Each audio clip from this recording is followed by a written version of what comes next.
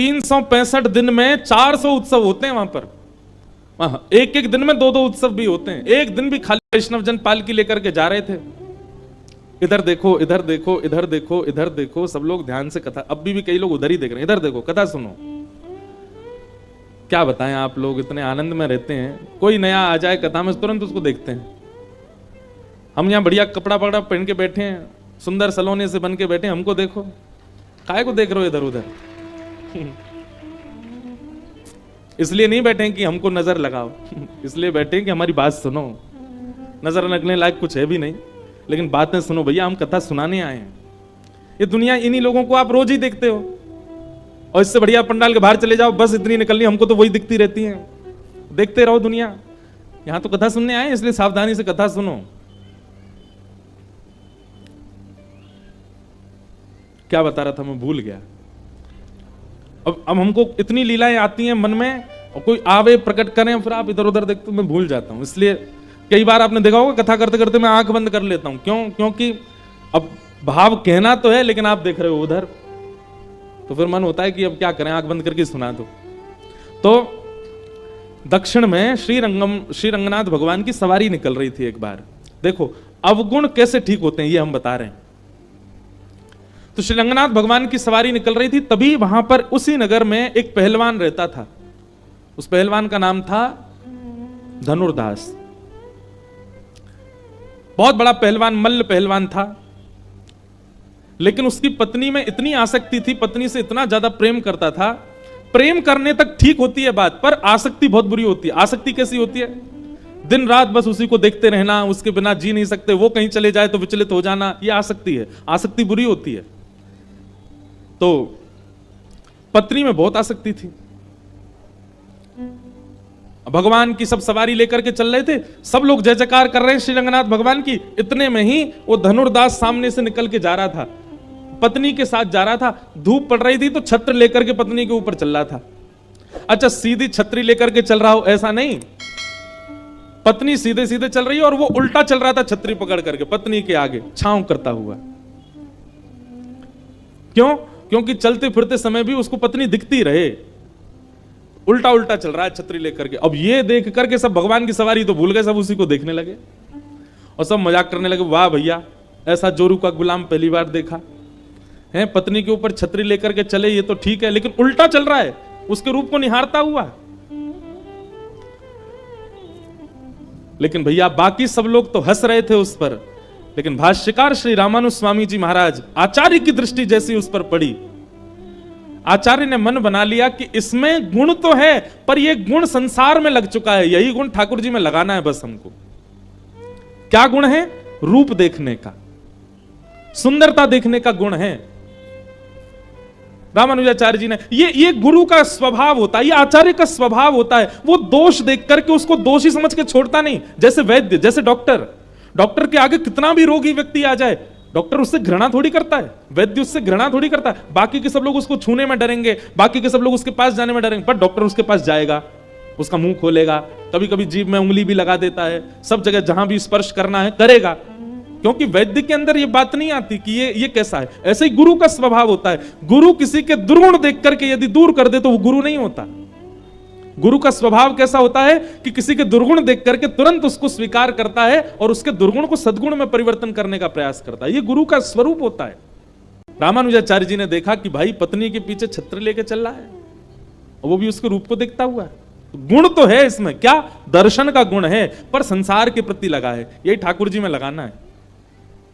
सवारी जब पूरी हुई, रामानुजाचार्य जी ने अपने कुछ शिष्यों को बुलाया और कहा, वो जो छतरी लेकर के चल रहा था अपनी पत्नी के पीछे, तो सब जोर के हंस के बोले, अरे वो धनुर्दास है महाराज, वो जब निकलता है घर से तो पूरा नगर तमाशा दिखता है, अपनी पत्नी के पीछे पीछे ऐसे आगे आगे चलता है, उल्टा छतर करने लगे। वो इतना दोषी व्यक्ति, इतना दुर्गुण युक्त व्यक्ति, इतना कामी व्यक्ति, और आचार्य उसको मठ में बुला रहे हैं।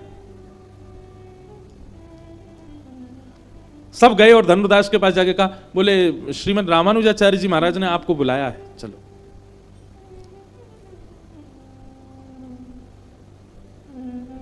धनुर्दास बड़े भयभीत डरे हुए आए अपने, और आकर के रामानुजाचार्य जी को प्रणाम किया। बोले भगवान आज्ञा, आपने मुझे बुलाया।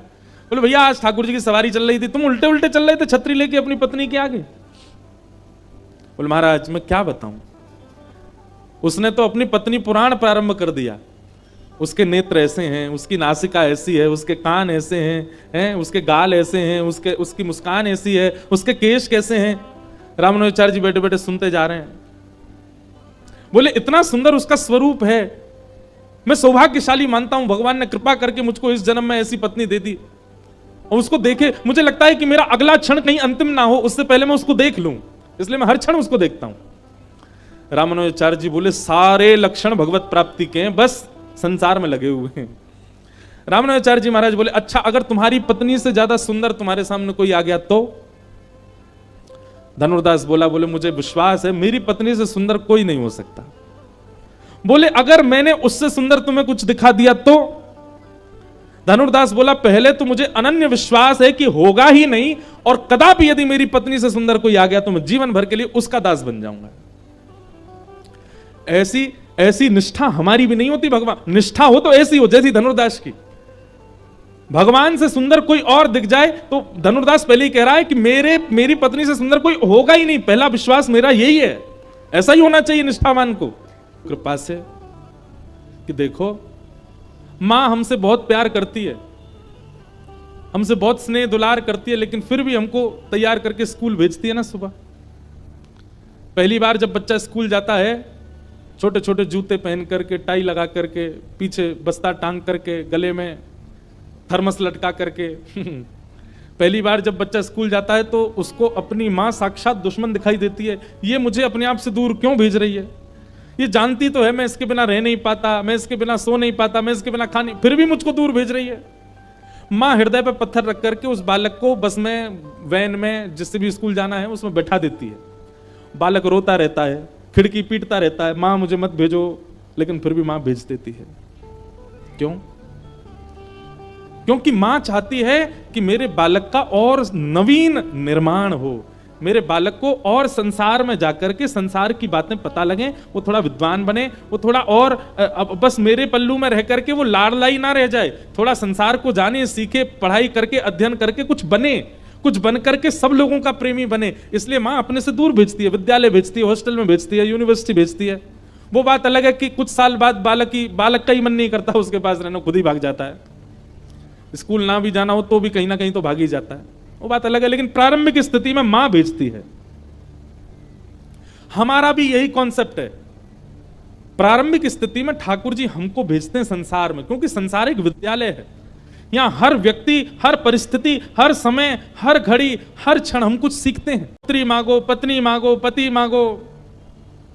अब पति पत्नी वही मांगना जिनके ब्याह नहीं हुए, ब्याह होने के बाद मत मांगना।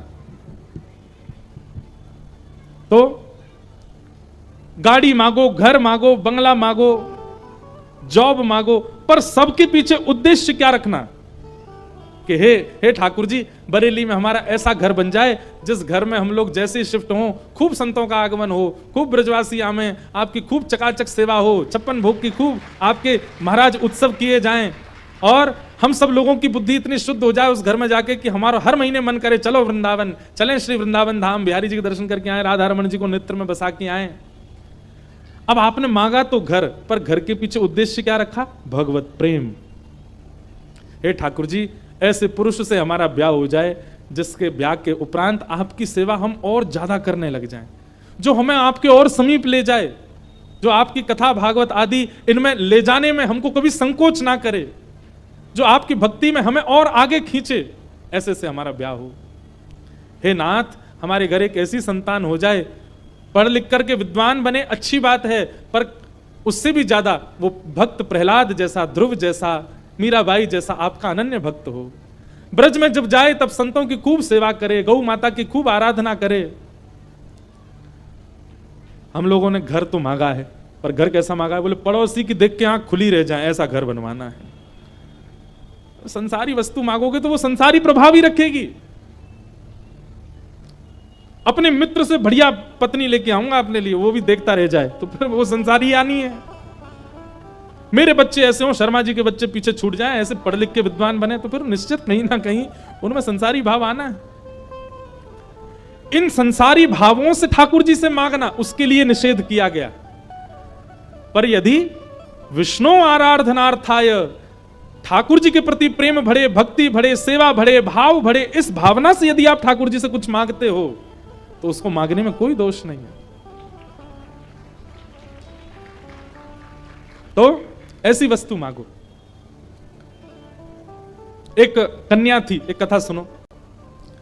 एक कन्या थी, उस कन्या ने संकल्प लिया कि मैं ऐसे पुरुष से शादी करूंगी जो कम से कम रोज 1000 संतों को भोजन पवाता हो। कम से कम 1000 संतों को भोजन पवाता हो, उससे मैं ब्याह करूंगी। तभी उस नगर में एक सेठ जी रहते थे, मतलब सेठ जी नहीं थे तो वो युवा ही ब्याह नहीं हुआ था उनका। उनको जब ये बात पता चली तो वो भी बड़े भगवत भक्त थे, उनके मन में भी ये भावना थी कि भाई ऐसी कन्या से मेरा ब्याह हो जो भगवत भक्त हो। तो जब उनको किसी ने जाकर कहा, बोले देख तेरे अंदर जितनी भक्ति है तुझसे भी ज्यादा भक्ति करने वाली एक कन्या मिली हमको। तो जिस रिश्तेदार ने आके बताया, उसने कौन है, क्या नाम है उनका? बोले नाम तो मुझे नहीं पता पर उसका संकल्प सुन ले। बोले क्या? उसने संकल्प लिया है कि मैं ऐसे पुरुष से ब्याह करूंगी जो प्रतिदिन 1000 संतों को भोजन करावे। तो वो जो व्यक्ति थे उनके मन में आ गया कि नहीं, मैं उस कन्या से ब्याह करूंगा, मैं वचन दे के ब्याह करूंगा कि मैं रोज 1000 संतों को भोजन पवाऊंगा। हरपाल जी नाम था उनका।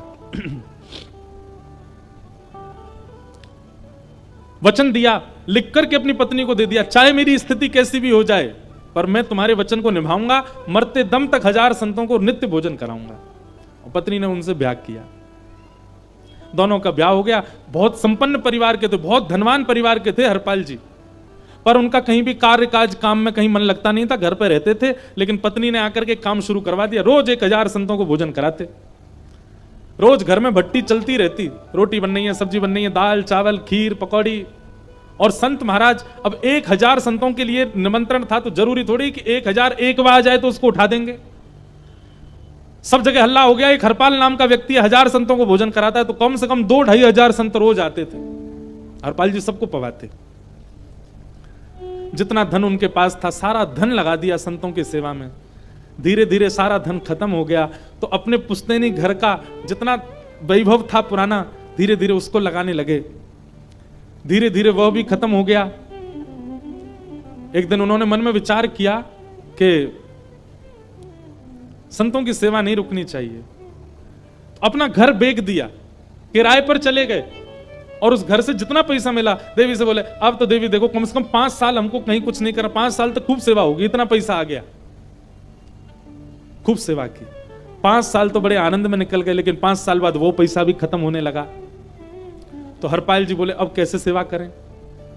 पत्नी को वचन दिया था, जबकि अभी तक करीब 20-25 वर्ष हो चुके हैं उनको सेवा करते करते। लेकिन बंधुओं देखिए, सेवा और भगवत नियम ये कोई संसारी क्रिया नहीं है कि आपका 5-6 दिन में मन भर जाए उससे। संसार की जो स्थिति होती है ना उसमें मन भर जाता है, पर भगवत क्रियाएं जो होती है ना उसमें हर दिन नवीन लगता है हमको। कथा अगर हमारा उद्देश्य कुछ और होता ना कथा का, तो निश्चित हम इससे भी ऊब गए होते रोज कर करके। लेकिन नहीं, हर दिन कुछ नया मिलता है। भक्ति वही ये एक पैरामीटर है नापने का कि अगर आप अपने भजन से, अपने साधन से, अपने गुरु से, अपने नियम से यदि ऊब रहे हो तो इसका मतलब आपने शुद्ध किया नहीं था। शुद्ध यदि होगा भाव तो आप कभी ऊबोगे नहीं, नित्य प्रति नवीन भाव उत्पन्न होगा। गुरु जी को जितनी बार देखोगे नए देखेंगे, कथा जितनी बार सुनोगे नई लगेगी, नाम जब जितनी बार करोगे पहले से ज्यादा उत्साह होगा। हरपाल जी का यही था, 25 वर्ष हो गए सेवा करते करते, सब लुटा दिया, लेकिन अभी भी संत सेवा करने में उनको आलस नहीं आता। हरपाल जी बोले अब क्या करें, तो उधार मांगने लगे, घर घर जाते और उनसे उधार ले लेते, बोले हम चुका देंगे, आप हमें दे दो। हरपाल जी का अच्छा स्वभाव था, सबने खूब उधार दिया, उससे भी 1-2 साल की सेवा हो गई। लेकिन अब महाराज उन्होंने उधार लौटाया ही नहीं, क्योंकि करते कुछ थे ही नहीं। तो लोगों ने उधार देना बंद कर दिया, बल्कि मंगता और आने लगे उनके पास, हमारा पैसा कब लौटा रहे हो? हरपाल जी सोचने लगे क्या करूं। व्यक्ति जब एक संकल्प धारण करता है ना, तो कुछ समय बाद ठाकुर जी बड़ी कठिन परीक्षा लेते हैं कि यह संकल्प टूटे। एक बात याद रखिएगा, आपने कोई व्रत नियम संकल्प धारण किया है और कुछ समय बाद बड़ी कठिनाई आ रही है उस नियम संकल्प व्रत को करने में, तो यही समझ लेना ये कठिनाई कोई और नहीं, ठाकुर जी ही दे रहे हैं, देखने परखने के लिए कि हमारे हमारे हमारे अंदर दृढ़ता है कि नहीं। हरपाल जी सोचने लगे क्या करूं, तो हरपाल जी ने एक दिन रात में सोते सोते विचार किया, अब और कोई तरीका तो बचा नहीं है, तो चोरी करने लगे।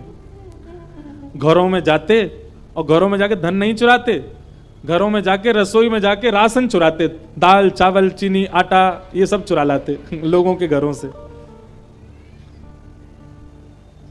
और उनके घरों में जाकर के सब सामग्री निकाल के लाने लगे। संत सेवा नहीं रुके, करना कान पकड़ के, पर मैं क्या करूं, संत सेवा रुकनी नहीं चाहिए। तो उन संत ने आज्ञा कर दी, बोले काम करो, सबके घर का राशन मत चुराया करो, उनके घर का चुराया करो जिनके घर पर ठाकुर जी का भोग नहीं लगता। बोले हाँ ये बात ठीक है। बोले क्योंकि अभी तुम उनके घर का भी चुरा लाते हो जिनके घर ठाकुर जी बैठे हैं, अब उनके घर का राशन लिया तो बेचारे ठाकुर जी क्या पाएंगे। हरपाल जी बोले नहीं ये बात तो ठीक है, अब मैं उन लोगों के घर से राशन चुराऊंगा जिनके घर ठाकुर जी की सेवा नहीं होती, संत सेवा नहीं होती, जो तीर्थ नहीं जाते, भगवान नाम नहीं बोलते। नास्तिकों के घर से अन्न चुराते और ला करके भोग लगा देते, ठाकुर सब संतों को पवा देते। भगवान एक दिन वैकुंठ में बैठे बैठे हरपाल जी को देख रहे थे, और देखते देखते ठाकुर जी बोले रुक्मणी जी देखो ना ये कितना प्रिय भक्त है, संत सेवा रुक ना जाए उसके लिए चोरी तक करने लगा है, सब लुटा दिया है अपना।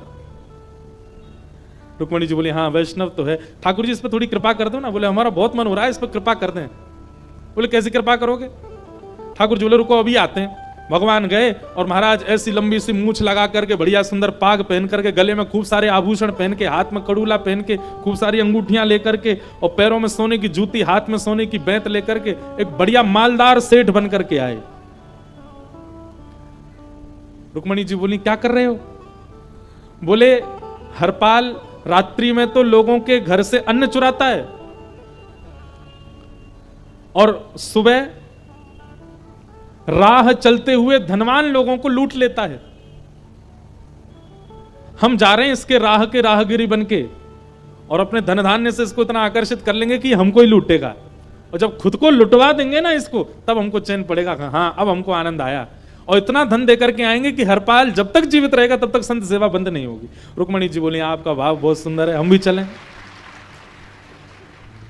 रुक्मणी जी बोली हम भी चलें। भगवान बोले चलो, तुम भी ऐसे ऐसे आभूषण पहन के चलो कि जैसे ही हरपाल लूटे और लूट करके उनसे धन लावे तो इतना धन आवे कि उसका धन कभी खत्म ही नहीं हो।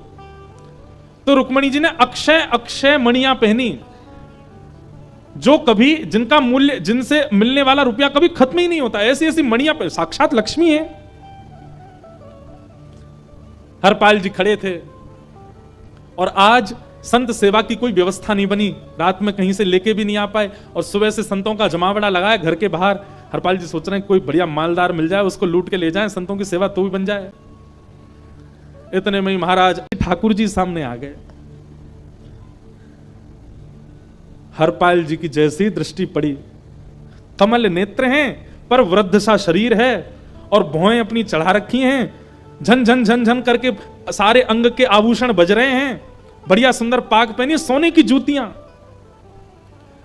हरपाल जी ने जैसे ही देखा, हे ठाकुर जी, हे विधाता, आपकी बड़ी कृपा, आज तो ऐसा मालदार भेजा है कि इसको लूट लूंगा तो जीवन भर कहीं से मांगना ही नहीं पड़ेगा। इतने में ही पीछे से आती लक्ष्मी दिखाई, सेठानी जी दिखाई दी। तो हरपाल जी बोला ओहो, आपने तो ठाकुर जी केवल मेरे अंत तक की व्यवस्था नहीं, मेरी आगे की पुश्तें भी पवा सकेंगी, इतना धन भेजा है, आज तो दोनों को लूट ले जाऊंगा आज। ठाकुर जी अदा में चलते हुए आए, हरपाल जी खड़े थे दीन से बन के। ठाकुर जी ने आके बोली ए भैया सुनो। बोले हाँ। ये सामने फलाने नाम का गांव है ना। बोले हाँ। अरे इसके आगे एक शहर है, हमको वहां जाना है। हम दोनों पति पत्नी वहां जाने के लिए निकले, बैलगाड़ी पीछे हमारी उसका पहिया टूट गया तो वो छोड़नी पड़ी, पैदल ही जाना पड़ेगा। लेकिन हमको पता है क्या, इस नगर में एक हरपाल नाम का चोर रहता है। हरपाल जी खड़े हैं सामने। बोले अच्छा। और हमने सुना है वो बड़े बड़े सेठों के यहां से अन्न चुरा लेता है, आजकल धन भी चुराने लगा है, और राह चलते हुओं के धन धान्य भी चुरा लेता है। लेकिन आप तो शक्ल से बड़े भोले लगते हो, आप तो जानते होंगे उस हरपाल को। हरपाल जी बोले हाँ बहुत अच्छे से जानता हूं मैं। बोले आपसे आपको हम कुछ मुद्राएं दे देंगे, कुछ धन दे देंगे, आप हमको कैसे भी सही सलामत इस नगर से निकाल के ले जाओ। हरपाल जी बोले आप बिल्कुल सही जगह आए हो मेरे पास, मैं यहां इसीलिए खड़ा रहता हूं, जो भी हरपाल से डरते हैं उनको बचा के ले जाता हूं। भगवान बोले तो क्या करना है? बोले इस नगर के बाहर बाहर जंगल का रास्ता है, वहां हरपाल नहीं जाता, मैं आपको वहां से ले जा करके और आप जिस जगह जाना चाहते हैं वहां आपको छोड़ दूंगा। ठाकुर जी बड़े खुश हो गए, सेठानी जी देखो बहुत बढ़िया भला आदमी मिला है, और भैया इसको हम कुछ धन धान दे देंगे। तो हरपाल जी बोले लेकिन एक शर्त है, धन पहले दे दो। क्यों? बोले क्योंकि हमारी पत्नी जो है वो घर पे संत सेवा करने के लिए बैठी है, कोई व्यवस्था नहीं है, आप धन दे देंगे तो मैं व्यवस्था पहले घर की कराऊं फिर आपको छोड़ाऊंगा। भगवान बोले बस आज और पवा दो संतों को, अब ऐसी व्यवस्था मिली है कि हम क्या हमारे आगामी 5 पीढ़ियां तक भी किसी को जरूरत ही नहीं पड़ेगी, संत सेवा होती रहेगी, इतना धन मिलने वाला है आज। हरपाल जी निकले, ठाकुर जी खड़े थे प्रतीक्षा में। हरपाल जी आइए आइए सेठ जी, मेरे पीछे पीछे चलते चलो। और महाराज चलते चलते, सब इधर देखो, चलते चलते चलते चलते जैसे ही विहंगम जंगल में पहुंचे, भीषण जंगल, भयावह जंगल, महाराज सूरज की किरण भी नहीं पड़ रही थी पृथ्वी पर, दूर दूर तक आवाज भी जाने वाली नहीं थी। वहां जैसे ही पहुंचे तुरंत हरपाल ने अपने सिर की पगड़ी उतारी और पूरा गमछा फैला दिया सामने, अपना बेंत पटकने लगा, खबरदार खड़े हो जाओ दोनों मेरे सामने। सेठ सेठानी बोले क्या हुआ भैया, सज्जन आदमी क्या हुआ?